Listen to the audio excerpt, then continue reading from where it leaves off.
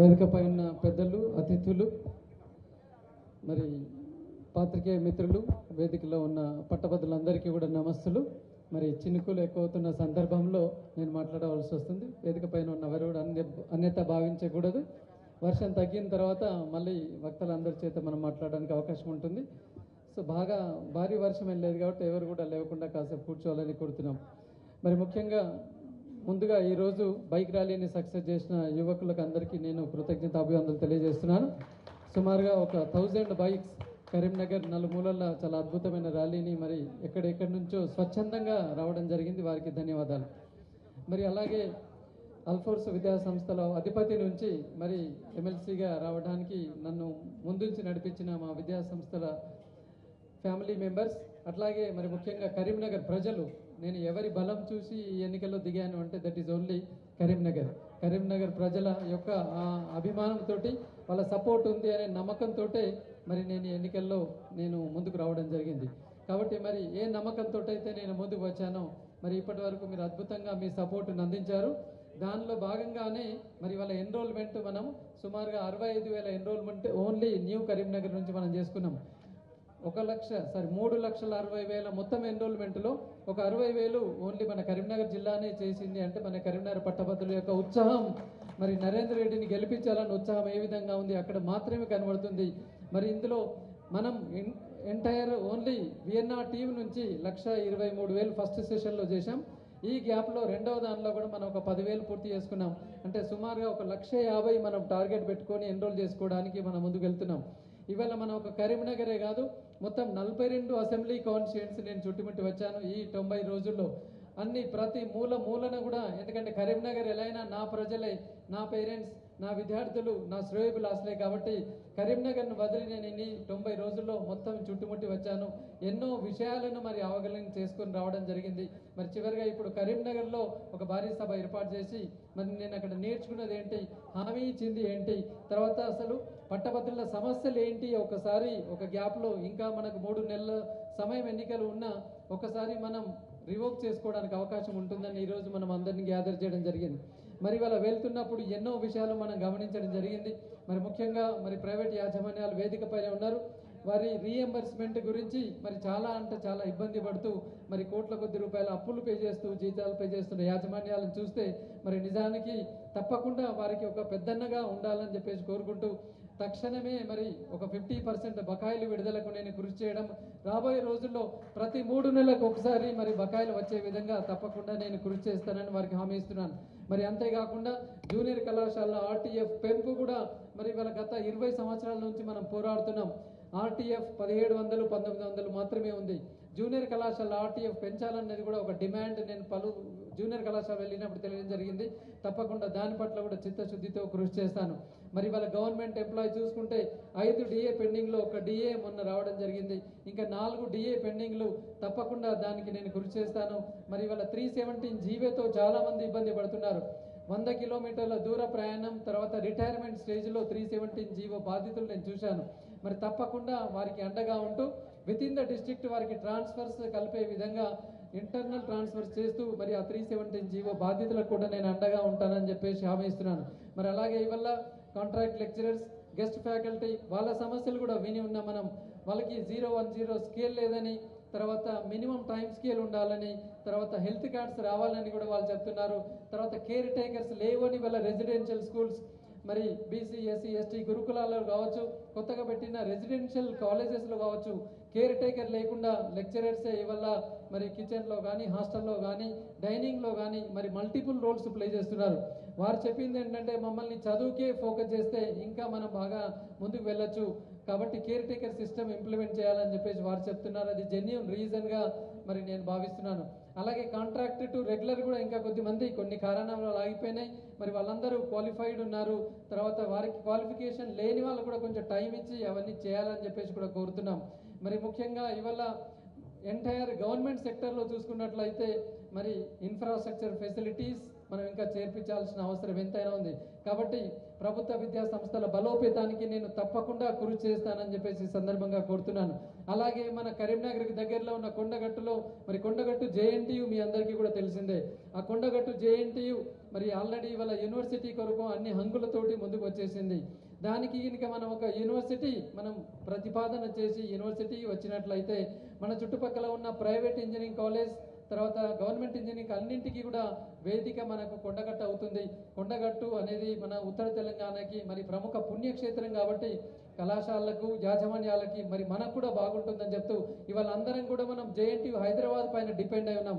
అలా కాకుండా కొండగట్టును కేంద్రీకరణ చేసినట్లయితే బాగుంటుంది. ఇవాళ మేము చూస్తున్నాం సిబిఎస్ఈ ఒకప్పుడు చెన్నై ఉండే, బట్ ఇవాళ చెన్నై నుంచి వదిలి ఇవాళ విజయవాడకు వచ్చింది. ఎందుకంటే ఇన్స్టిట్యూట్స్ పెరుగుతున్నాయి, అందరికీ అందుబాటులో ఉండే విధంగా మారుతున్నాయి. రేపు 4 రోజుల తర్వాత విజయవాడ నుంచి హైదరాబాద్ కూడా సిబిఎస్ఈ కేంద్రాన్ని ఏర్పాటు చేస్తుంది. అలాగే మరి జేఎన్టీయు కూడా ఎక్కడో నుంచి ఆదిలాబాద్ నుంచి మంచిర్యాల నుంచి అన్ని ప్రైవేట్ గవర్నమెంట్ కాలేజీలు హైదరాబాద్ జేఎన్టీయుకి వెళ్ళాలి. ప్రతి చిన్న విషయానికంటే అది ఇబ్బందికరం కాబట్టి మరి మన జేఎన్టీయు కొండగట్టునే ఖచ్చితంగా యూనివర్సిటీకి మనం చేసినట్లయితే ఎన్నో కళాశాలకు అందుబాటులో ఉందని చెప్పేసి సందర్భంగా కోరుతున్నాం. మరి వాళ్ళ ఆదిలాబాద్ జిల్లాలో ఒక యూనివర్సిటీ కూడా లేదు. కరీంనగర్లో ఒక యూనివర్సిటీ శాతవాహన యూనివర్సిటీ ఉంది.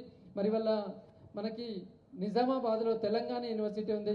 కానీ వెనుకబడ్డ ప్రాంతమైన మరి గిరిజనులు ఎక్కువగా ఉన్న ఆదిలాబాద్లో యూనివర్సిటీ లేకపోవడం, అసలు గిరిజన యూనివర్సిటీ వచ్చినట్టే వచ్చి రాత్రికి రాత్రే అది మరి పక్క జిల్లాలకు తరలి వెళ్ళిందని చెప్పేసి వాళ్ళు ఆవేదన వ్యక్తం చేస్తున్నారు. తప్పకుండా ఆదిలాబాద్లో ఒక యూనివర్సిటీ అవసరం ఉంది. మరి యూనివర్సిటీ కాదు, గిరిజనులు ఎక్కువగా ఉన్న ఆదిలాబాద్లో గిరిజన యూనివర్సిటీకి తప్పకుండా నేను ప్రయత్నం చేస్తాను. ఒక రాష్ట్రంలో ఒకే యూనివర్సిటీ ఉండాలన్న రూల్ లేదు.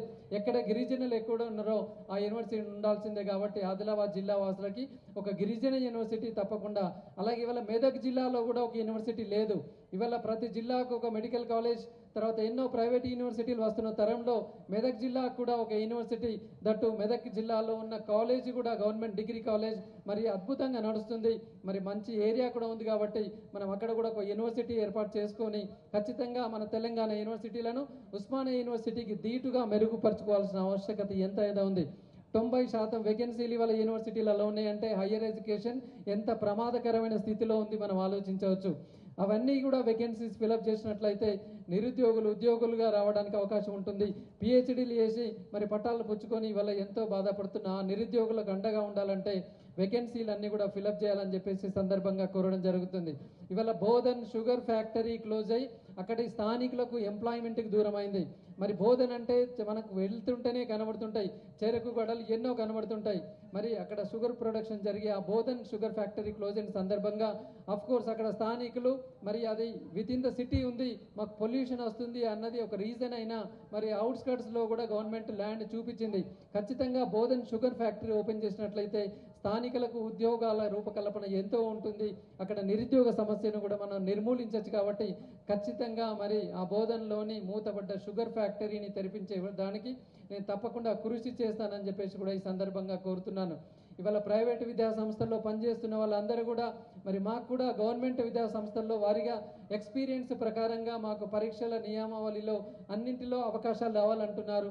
అలాగే హెల్త్ కార్డ్స్ కూడా మాకు రావాలనే ఒక మరి అక్కడ డిమాండ్ ఎన్నో రోజుల నుంచి ఉంది. కాబట్టి తప్పకుండా దాని పట్ల కూడా నేను కృషి చేస్తానని చెప్పేసి ఈ సందర్భంగా కోరుతున్నాను. మరి వాళ్ళ అడ్వకేట్స్ ప్రొటెక్షన్ కావట్లా లేని ఒక డిమాండ్ ఉంది. చాలా కోర్టులు వల్ల మరి అద్దె భవనాలలో కనీస వసతులు లేని కూడా ఉన్నాయి. మరి కోర్టులు ఖచ్చితంగా స్వంత భవనాలలో మరి అడ్వకేట్లకు మంచి రిక్రియేషన్కి ఉండేలాగా వాళ్ళకి సెపరేట్గా మరి మేల్ ఫిమేల్ క్లబ్స్ కానీ తర్వాత ఫ్యామిలీతో మరి ఉండే విధంగా ఫంక్షన్ చేసుకునే విధంగా మరి కమ్యూనిటీ హాల్స్ కూడా, అలాగే యువ న్యాయవాదులకి ఒక 3 సంవత్సరాలు స్థిరపడే వరకు వారికి స్టైఫండ్ 5,000 కనీసం ఇవ్వాలని చెప్పేసి కూడా ఈ సందర్భంగా కోరుతున్నాం. మరి ఇవాళ వివిధ వర్గాల నుంచి ఎన్నో సమస్యలు అనుకుంటే మరి ముఖ్యంగా నిరుద్యోగ యువత గురించి మనం చెప్పాల్సిన ఆవశ్యకత ఎంతైనా ఉంది. ఇవాళ ఉద్యోగుల ఈ సమస్యలు ఓకే ఇవాళ కాకపోయినా రేపు అవన్నీ వస్తుంటాయి. కానీ వాళ్ళ నిరుద్యోగులు గత 10-12 సంవత్సరాల నుంచి మరి నానా ఇబ్బంది పడుతూ చదువుకుంటూ ఎప్పుడు నోటిఫికేషన్లు వస్తాయా, ఎప్పుడు ఉద్యోగం వస్తుందా, ఉద్యోగం వచ్చే వరకు నేను టెంపరీగా ఒక జాబ్ చేస్తానని ఎదురు చూస్తున్నారు. మరి ఇలాంటి వారికి తప్పకుండా ఏదైతే కాంగ్రెస్ ప్రభుత్వము మరి జాబ్ క్యాలెండర్ అనౌన్స్ చేసిందో అది తూచా తప్పకుండా ఇంప్లిమెంట్ అయ్యే విధంగా నేను తప్పకుండా కృషి చేస్తాను. నోటిఫికేషన్ రావడం ఇంపార్టెంట్ కాదు, మరి రిక్రూట్మెంట్ వరకు కూడా ఎలాంటి హర్డల్స్ లేకుండా చకాచకా ప్రిలిమ్స్ మెయిన్స్ ఇంటర్వ్యూస్ మరి రిక్రూట్మెంట్ జరిగితే చాలా అద్భుతంగా ఉంటుందని చెప్పేసి నేను భావిస్తున్నాను. గత 6 నెలల్లో కొంచెం డెవలప్మెంట్ జరిగినా మరి ఇప్పటికీ ఇంకా కొన్ని నోటిఫికేషన్లు మిస్ అయినాయి. కాబట్టి తప్పకుండా ప్రభుత్వం జాబ్ క్యాలెండర్ను ఖచ్చితంగా ఇంప్లిమెంట్ చేస్తూ మరి నిరుద్యోగులకు ఉద్యోగ రూపకల్పనలో లైబ్రరీస్ని స్ట్రెంథెన్ చేయాల్సిన అవసరం ఉంది. మరి వల్ల నేను తిరిగిన సమయంలో చాలామంది వాగ్దానాలు చేస్తుంటారు, తర్వాత గెలిచిన తర్వాత చేస్తానంటారు. నేను మరి ఆదిలాబాద్ జిల్లా లైబ్రరీకి వెళ్ళినప్పుడు అక్కడ చాలామంది 400 మంది పిల్లలు లైబ్రరీలో చదువుకుంటున్నారు. సార్ మాకు మధ్యాహ్న భోజనం కల్పించండి, మేము ఎక్కడెక్కడి నుంచో మరి చాలా రూరల్ నుంచి బాన్స్వాడ నుంచి బోధన్ నుంచి ఇలాంటి ప్రాంతంలో వస్తున్నాం, మరి మేము ఎక్కడో హోటల్ చేయలేని పరిస్థితి అంటే మొన్ననే వెళ్ళి మరి అక్కడ ఉన్న లైబ్రరీ గ్రంథాలయ చైర్మన్ రాజిరెడ్డి గారి సమక్షంలో నేను ఫుడ్ 1 మంత్గా నేను చేస్తాను పిల్లలకు అని చెప్పేసి మరి వారికి తక్షణమే ఆర్థిక సహాయం చేయడం జరిగింది. అంతేకాకుండా అక్కడ ఉన్న 400 మంది పిల్లలకి క్వాంటిటేటివ్ అప్టిట్యూడ్ అనే బుక్, అది ప్రతి కాంపిటేటివ్ ఎగ్జామ్స్కు వీలవుతుంది, సుమారుగా 700 రూపాయలు విలువ చేసే పుస్తకాన్ని అందరికీ కూడా అక్కడ డిస్ట్రిబ్యూట్ చేయడం జరిగింది. అది ఒక ఆదిలాబాద్లోనే కాదు, ప్రతి గ్రంథాలయంలో 10,000 పుస్తకాలు ప్రింట్ చేయడం జరిగింది. ప్రతి గ్రంథాలయమే కాకుండా నిరుద్యోగులందరికీ ఉచితంగా ఆ పుస్తకాన్ని అందజేస్తానని చెప్పేసి కూడా కోరడం జరుగుతుంది. హుజురాబాద్లోని గ్రంథాలయం వెళ్ళినప్పుడు పిల్లలు సన్షేడ్ వస్తుంది, రేకులు మరి ఇరిగిపోయినాయి అని చెప్పేసి ఆవేదన వ్యక్తం చేస్తే వేదిక పైన ఉన్న వాళ్ళు పాత్రికేయ మిత్రులు కూడా గమనించాలి, వేరే నాయకుడు అయితే గెలిచిన తర్వాత చేస్తా అంటారు. తక్షణమే 65,000 రూపాయలతోటి మా టీంకి రేకులన్నీ వేపిస్తూ మరి దాని ఇనాగ్రేషన్ ఈ 2-3 రోజుల్లో నేను పెట్టుకుంటున్నాను. అలాగే మరి ఒక గవర్నమెంట్ స్కూల్కి మరి వాళ్ళ కాగజ్ నగర్లోనే ఒక గవర్నమెంట్ స్కూల్ విజిట్ చేసినప్పుడు తరగతి గదులు 6 ఉన్నాయి, కానీ 18 క్లాసుల పిల్లలు ఉన్నారు. ప్రతిసారి 2 క్లాసులు బయట కూర్చుంటున్నారు, 1 క్లాస్ లోపల కూర్చుంటున్నారు. ఆ ప్రిన్సిపల్ స్టాఫ్ అందరు రిక్వెస్ట్ చేసి మాకు 1,00,000 రూపాయలు అవుతున్నాయి సార్, మేము షెడ్ వేసుకుంటామంటే తక్షణమే చెప్పాను 50,000 రూపాయలు నేను అందిస్తానని చెప్పేసి వారికి 25,000 రూపాయలు తక్షణమే నేను అందించడం జరిగింది. ఇలా మరి వాగ్దానాలు చేయడం కాదు, గెలుపు ఓటమి అనేది సంబంధం లేకుండా మరి నేను సహాయం చేస్తూ ముందుకు వెళ్తున్నానంటే అది నేను గెలుపు దిశగా మరి ముందుకు వెళ్తున్నానని చెప్పేసి సందర్భంగా కోరుకోవచ్చు. ఖచ్చితంగా రాబోయే రోజుల్లో ప్రతి జిల్లా కేంద్రంలో ఉచితంగా ఆల్ ఫోర్స్ విద్యా సంస్థల తరఫున అన్ని కాంపిటేటివ్ ఎగ్జామ్స్కి నేను ఉచితంగా కోచింగ్ ఇస్తానని చెప్పేసి హామీ ఇస్తున్నాను. ఇందులో భాగంగానే మరి 3వ తేదీ నుంచి డిసెంబర్ 3వ తేదీ నుంచి కరీంనగర్లోని TNGO ఫంక్షన్ హాల్లో మనం ఉచితంగా టెట్ కోచింగ్ను ప్రారంభిస్తున్నాను చెప్పడానికి చాలా సంతోషంగా ఫీల్ అవుతున్నాను. ఇక్కడ కూర్చున్న దానిలో ఎవరెవరైతే టెట్ ప్రిపేర్ అవుతున్నారో మీ అందరికీ ఉచితంగా నేను మరి రేపు మండే రోజు మీరు ఎన్రోల్ చేసుకోవాలి. మరి ఎంతమందికి ఉచితంగా ఇస్తాము అంటే అక్కడ హాల్లో ఎంతమంది పెట్టగలరు, ఎన్ని సెషన్లు పెట్టగలం, దాని ప్రకారంగా ఉచితంగా ఇస్తున్నాం. మార్నింగ్ షిఫ్ట్ ఉంది, మధ్యాహ్నం షిఫ్ట్ ఉంది. వర్క్ చేసే మరి ఎంప్లాయీస్ కొరకు సాయంత్రం 6 to 9 కూడా ఒక బ్యాచ్ మేము ఏర్పాటు చేశాం. మీరంతా డే టైంలో ఎక్కడైనా ఉద్యోగం చేయొచ్చు, సాయంకాలం టెట్ ప్రిపేర్ కావచ్చు. ఇది మళ్ళీ దట్టు నామినల్గా కాకుండా మరి రాష్ట్రంలోని ఎక్స్పర్టైజ్డ్ ఫ్యాకల్టీని తీసుకువచ్చి టెట్ కోచింగ్ డిసెంబర్ 3వ తేదీ నుంచి నేను కరీంనగర్లో ప్రారంభిస్తున్నాను. ఖచ్చితంగా అతి త్వరలోనే 4 హెడ్ క్వార్టర్స్లో కూడా మరి ఉచిత కోచింగ్లు నాట్ ఓన్లీ టెట్ అన్ని కాంపిటేటివ్ ఎగ్జామ్స్కి కూడా మరి నేను ఎలక్షన్ల కంటే ముందే ప్రారంభిస్తానని చెప్పేసి కూడా ఈ సందర్భంగా నేను కోరడం జరుగుతున్నది. ఇవాళ హుస్నాబాద్లోని ఒక గవర్నమెంట్ పాఠశాలలో మరి మాకు మంచినీరు త్రాగడానికి అసలు ప్యూరిఫైడ్ వాటర్ లేవు అని చెప్పారు. వారికి మరి 40,000 రూపాయలు ఖర్చు పెట్టి మరి వాటర్ ప్యూరిఫైయింగ్ మిషన్ అందజేయడం జరిగింది. ఆదిలాబాద్లోని లైబ్రరీలో మరి పిల్లలందరికీ ప్యాడ్లు కావాలి, కుర్చీలు ఉన్నాయి కానీ ప్యాడ్ లేవు, మరి ఎలా చదువుకోవాలని ఆవేదన వ్యక్తం చేస్తే 350 ప్యాడ్లు వారికి తక్షణమే అందజేయడం జరిగింది. అక్కడున్న బీసీ స్టడీ సర్కిల్లో మాకు డ్రింకింగ్ వాటర్కి సింటెక్స్ ట్యాంక్ కావాలన్నారు, తక్షణమే అక్కడ సింటెక్స్ ట్యాంక్ని కూడా నేను ఇప్పించడం జరిగింది. అంటే ఇవన్నీ నేను ఎందుకు చెప్తున్నాను అంటే తిరిగి ఏదో వాగ్దానాలు చేయడం కాదు, మరి గెలిచిన తర్వాత చేస్తా అని చెప్పడం కూడా కాదు, తక్షణమే నా శక్తి మేరకు మరి నేను అందరికీ ఎక్కడెక్కడ ఏదైతే ఉందో ఖచ్చితంగా చేస్తున్నాను. అంటే దీన్ని బట్టి అర్థం చేసుకోవాలి, చలించే మనస్తత్వం ఉన్న రాజకీయ నాయకులు రాబోయే రోజుల్లో ఏదైనా చేయగలరు. మరి చలించే మనస్తత్వం ఉన్న వాళ్ళు రాజకీయ నాయకులు అయితే తప్పకుండా మనం రాజకీయంలో కూడా ఒక ట్రెండ్ సృష్టించవచ్చు. ఎలాగైతే విద్యారంగంలో మరి కరీంనగర్ ఖ్యాతిని తెలంగాణలోనే మరి మనం రెపరెపలాడించా ముందుకు తీసుకెళ్ళాం. ఇవాళ తెలంగాణ ఎడ్యుకేషన్ సెక్టర్లో మరి హైదరాబాద్ తర్వాత కరీంనగర్ 2వ స్థానాన్ని ఆక్యుపై చేసింది. ఇవాళ అన్ని కాంపిటేటివ్ ఎగ్జామ్స్ కావచ్చు, ఈవెన్ IIT నీట్లలో కావచ్చు, కరీంనగర్ అనేది అగ్రస్థానంలో ఉంది.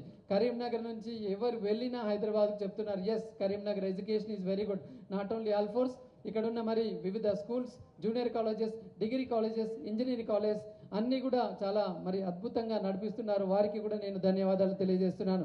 ఈ విధంగా మరి లైబ్రరీ స్ట్రెంథెన్ చేయడానికి నేను కృషి చేస్తానని చెప్పేసి కూడా కోరుకుంటూ మరి నిరుద్యోగులందరికీ వారికి అండగా ఉంటానని చెప్పేసి కూడా ఈ సందర్భంగా కోరుతున్నాను. మరి వల్ల నేను గోదావరికని నస్పూర్, శ్రీరాంపూర్లో అక్కడ మైన్స్లో ఉన్న ఎంప్లాయీస్ వెళ్ళాను. చాలామంది విమర్శించే వాళ్ళు అంటారు మైన్స్లో గ్రాడ్యుయేట్లు ఉంటారా అనేది, అది అమాయకత్వం. ఏ ఎమ్మెల్సీ క్యాండిడేట్ కూడా మరి ఆ సింగరేణి కార్మికులతో మాట్లాడలేదు. నేను మాట్లాడినప్పుడు వారు చెప్తున్నారు, సార్ మరి మా తండ్రుల నుంచి మాకు ఉద్యోగాలు వచ్చినాయి, బీటెక్ ఎంటెక్ చేసి ఉన్నాం, మాకు క్వాలిఫికేషన్ బట్టి మాకు ప్రమోషన్లు ఇవ్వాలి అని చెప్పేసి వాళ్ళు చెప్తా ఉంటే ఇది వెరీ జెన్యూన్ అని పడింది. ఎంటెక్ బీటెక్ చదివి మరి అప్పుడు వాళ్ళ నాన్న నుంచి వచ్చిన జాబ్ చేస్తున్నాడు, కానీ క్వాలిఫికేషన్ తగ్గట్టుగా ప్రమోషన్ లేకుండా ఉంది. అది కూడా తప్పకుండా నేను చేస్తానని చెప్పేసి మరి కార్మికులను మనం తప్పకుండా గుర్తించాలి. ఇవాళ ఏలైతే సొసైటీస్ కొన్నింటికి ట్యాక్స్ ఎగ్జంప్షన్ ఉందో మరి కార్మికులు నిజానికి వాళ్ళ శ్రమను చూస్తే మనకు తెలుస్తుంది. ఒక్కసారి బాయికి పొద్దున్న 6 గంటలకు దిగిందంటే మరి సెల్ ఫోన్ ఉండదు, ఏమి ఉండదు, కష్టపడి పనిచేయాల్సిందే అక్కడ. మరి సెక్యూరిటీ అనేది కూడా భగవంతుడు మళ్ళీ పైకి ఎప్పుడు వస్తామన్నట్టు ఉంటుంది. అలాంటి పరిస్థితుల్లో వాళ్ళకి 3 నెలల జీతం మరి ట్యాక్స్లో వెళ్తుంది, మాకు ట్యాక్స్ ఎగ్జంప్షన్ కార్మికులకి ఇవ్వాలని చెప్పేసి కూడా వాడు అడుగుతూ ఉంటే ఇది ఒక జెన్యూన్గా మరి నేను భావించాను. తప్పకుండా మరి సింగరేణి కార్మికులకి మరి ఖచ్చితంగా వారికి ట్యాక్స్లెస్ శాలరీస్ ఇచ్చే విధంగా నేను కృషి చేస్తానని చెప్పేసి సందర్భంగా కోరుతున్నాను. మరి ఇలా ఇంతవరకు ఏ రాజకీయ నాయకుడు వెళ్ళని ప్రాంతాలకు కూడా నేను వెళ్ళి టచ్ చేయడం జరిగింది. మరి మెడికల్ రిప్రజెంటేటివ్స్ని కలిశాను, అలాగే మార్కెటింగ్ బ్యాంక్ ఎంప్లాయీస్ని కలిశాను, అన్ని బ్యాంక్స్ ఉద్యోగులను కలిశాము, తర్వాత పాత్రికేయ మిత్రులతో కూడా నేను ఇక్కడ వెళ్ళినా కలిశాను. మరి వారు కూడా తప్పకుండా మాకు ఇండిపెండెంట్ హౌసెస్ కొన్ని చోట్ల జాప్యం అయిందన్నారు, కొన్ని చోట్ల వారికి అలాట్ చేసిన ల్యాండ్లో జాప్యం జరిగింది అన్నారు. తప్పకుండా మరి వారికి అన్ని జిల్లాల్లో కరీంనగర్లో సపోజ్ ఇలా ఉన్న మిగతా జిల్లాల్లో మాత్రం పాత్రికేయ మిత్రులకు ప్రింట్ ఎలక్ట్రానిక్ మీడియా మిత్రులు కూడా వాళ్ళ కోరికలకు తప్పకుండా నెరవేరే విధంగా నేను అండగా ఉంటానని చెప్పేసి కోరుతున్నాను. కాబట్టి ఇలా నేను ఇంకా చెప్పుకుంటూ వెళ్తే 3 గంటలు నేను ఈ 42 జిల్లాలు తిరిగిందని చెప్పవచ్చు. నేను కొన్ని మాత్రమే మీ ముందు ఉంచాను. కాబట్టి పట్టభద్రులారా, మరి కరీంనగర్ శ్రేయోభిలాషులారా, కరీంనగర్, జగిత్యాల్, మనం పెద్దపల్లి, మంచిర్యాల కలుపుకుంటే 150,000 ఓట్లు ఇక్కడ నుంచే ఉన్నాయి. మరి ఇక్కడ గడప గడపన ఆల్4 స్టూడెంట్ ఉన్నాడు, మనకు తెలియని విషయం కాదు. ఇవాళ కరీంనగర్లో ఏ ఇంట చూసినా కూడా ఎస్ మా మనమడు ఆల్4, లేదా నా కొడుకు ఆల్4, లేదా నేను ఆల్4, లేదా మా భార్య కూడా ఆల్4 అన్న వాళ్ళు ఇవాళ ఇంట ఉన్నారు. మరి మా పూర్వ విద్యార్థులు, పేరెంట్స్, తల్లిదండ్రులు, శ్రేయోభిలాషులు ముక్త కంఠంగా మీరు చేసినట్లయితే మరి తప్పకుండా ఒక గ్రాండ్ విక్టరీని మనం సాధిస్తూ మరి తప్పకుండా విద్యావంతులు రాజకీయాల్లో విప్లవం తీసుకొచ్చే విధంగా ఉంటుందని చెప్పేసి ఈ సందర్భంగా నేను విజ్ఞప్తి చేస్తున్నాను. కాబట్టి మరి తప్పకుండా రాబోయే రోజుల్లో అది ఫిబ్రవరి ఎండింగ్, మార్చ్ కావచ్చు, తప్పకుండా ఎన్నికల్లో మీరందరూ కూడా మీ యొక్క అమూల్యమైన మరి ఫస్ట్ ప్రియారిటీ ఓటును మరి నాకు ఇప్పించాలని చెప్పేసి, అలాగే ఇంకో 3 మంత్స్ కూడా మరి ఇలాగే మీరు వెన్నుదండుగా ఉండాలి. మరి కులాలకు, మతాలకు, పార్టీలకు, ప్రాంతాలకు అతీతంగా మరి మీరందరూ కూడా నాకు మద్దతు ఇవ్వాలని చెప్పేసి కోరుకుంటూ, మేము పిలవగానే ఇక్కడికి వచ్చేసిన పట్టభద్రులకి, మరి వేదికపై ఉన్న అన్ని రంగాల ప్రతినిధులకి, ఇవాళ ఒకరు కాదు ప్రతి రంగ ప్రతినిధులు ఇక్కడ వేదికపై ఉన్నారు. మరి వారందరికీ మాట్లాడే అవకాశం ఇవ్వలేనందుకు కూడా నేను చింతిస్తూ, మరి తప్పకుండా రాబోయే రోజుల్లో ఇలాంటి మీటింగ్స్ మనం పెట్టుకొని అందరి ఆశీర్వాదం, అందరి యొక్క ఆలోచనలు కూడా నేను తీసుకుంటానని చెప్పేసి కోరుకుంటూ, మరి ఇప్పుడు కొద్దిమంది ముఖ్యుల స్పీచెస్ ఉన్నాయి కాబట్టి మీరందరూ కూడా ఇంకా కాసేపు ఉండాలి. అందరూ కూడా భోజనం చేసి వెళ్ళడానికి మేము ప్రొవిజన్ ఏర్పాటు చేసి ఉన్నాం. కాబట్టి మీరందరూ ఓపికగా ఇంకొక 20 నిమిషాలు ఉన్నట్లయితే మనం ఇంకా కొద్దిమంది వ్యక్తుల స్పీచ్లు కూడా వినొచ్చు. ఫెలిస్ట్రేషన్స్ ఎలాగో అయిపోయినాయి కాబట్టి ఇంకో 20 నిమిషాల్లో మనం ముగిస్తాం. తప్పకుండా మరి మీకు అండగా నేను ఉంటానని చెప్పేసి, మరి వల్ల రకరకాలుగా మరి నరేంద్ర రెడ్డి గారు ఎన్నిక రాజకీయంలోకి వస్తున్నప్పుడు ఏవైతే ఉన్నాయో ఇవాళ 3 నెలల్లో అవన్నీ మట్టుమాయం అయిపోయి ఒక సింపతి అనేది రావడం జరిగింది కరీంనగర్లో. ఎస్, 30 సంవత్సరాల నుంచి మేము ఎప్పుడు అవసరం పడ్డా మాకు హెల్ప్ చేశాడు నరేంద్ర రెడ్డి అన్న. ఇంకో 30 సంవత్సరాలు మరి మాకు ఉండేది కరీంనగర్లో ఓన్లీ నరేంద్ర రెడ్డి అన్ననే. 3 నెలల్లో ఉండి 3 నెలల తర్వాత కనపడే మనిషి కాదు ఈ నరేంద్ర రెడ్డి. 1991లో అడుగుపెట్టి నుంచి ఇవాళ ప్రతి వారికి ఎన్నో రకాలుగా నేను సహాయం చేసిన విషయం మరి మీకు కానీ వేదిక పైన ఉన్నవారు కానీ ఒక్కసారి ఆలోచించుకుంటే అసలు నరేందర్ రెడ్డి ఎవరికి ఏం చేసిండు అనే ప్రశ్న పక్కన పెట్టి నరేందర్ రెడ్డి చేయనిది ఎవరికి అని ఆలోచించుకొని ప్రశ్నించుకుంటే ఎస్ తెలుస్తుంది. ఎవరికి చేశాడు అనేది కాదు నేను అనేది, ఎవరికి చేయలేదు అని మనం ప్రశ్నించుకుంటే తెలుస్తుంది. ఎంతో మందికి మనం ఫీజులో రాయితీలు ఇచ్చాం, ఎంతో మందికి ఉచిత విద్యను అందించాం. మరి అన్నింటికన్నా మింటిగా ఒక 5,000 కుటుంబాలు ఇవాళ హ్యాపీగా ఆల్4 నీడలో మరి బతుకుతున్నాయి అంటే మరి వాళ్ళ ఎంప్లాయ్మెంట్ ఎక్కడి నుంచి వస్తుంది ఆలోచించాలి. తప్పకుండా ఇంతకంటే ఒక మనిషి గొప్పగా ఏం చేయగలడు అని ఇప్పుడిప్పుడే అందరూ కూడా కరీంనగర్ ప్రజలందరూ ఎస్ మరి ఇంకో 30 సంవత్సరాలు గెలిచినా ఓడినా ఇక్కడ ఉండేది నరేందర్ రెడ్డి మాత్రమే.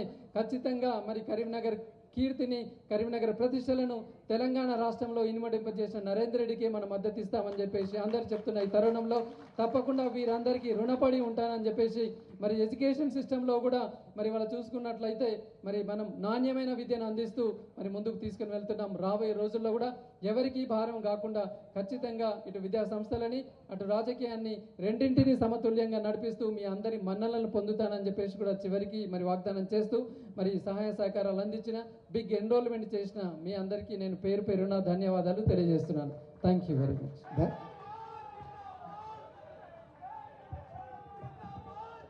ధన్యవాదాలు సార్. ఎంత చక్కగా వారు చేసిన కార్యక్రమాలను రేఖామాత్రంగా మాత్రమే చెప్పారు, అన్నీ చెప్పలేదు. ఎన్ని కార్యక్రమాలు చేశామనేది, ఏం చేయబోతున్నామనేది చెప్పాలంటే ఫస్ట్ సమస్యల పట్ల అవగాహన ఉన్న అభ్యర్థి కావాలి, విద్యాధికుడు అయి ఉండాలి, సమాజం పట్ల ప్రేమ ఉండాలి, సాధించగలనే నమ్మకం ఉండాలి, సాధించగలనే సత్తా ఉండాలి, ధైర్యం ఉండాలి. ఇవన్నీ ఉన్నాయి కాబట్టి ఈరోజు మనం నరేందర్ రెడ్డి గారిని మరి ఎమ్మెల్సీ అభ్యర్థిగా ఇంతమంది చప్పట్లతో ఒక్కసారి గట్టిగా చప్పట్లు, అభినందనలు, జేజేలు, కరతాళ ధ్వనులతో వారిని అభినందించాల్సిందిగా కోరుతూ వేదిక మీద ఉన్నటువంటి గౌరవనీయులు తదుపరి వేదిక మీదకు రావాల్సిందిగా మాట్లాడుతున్న డాక్టర్ నరేష్ గారు, ఐఎంఏ జిల్లా అధ్యక్షులు, అలాగే రోహన్ హాస్పిటల్ని నిర్వహిస్తున్నటువంటి వారు ఒక అపూర్వమైనటువంటి ఒక విజయానికి వారికి ఆహ్వానం తెలుస్తూ మాట్లాడాల్సిందిగా వేడుక. అలాగే అలాగే ఓకే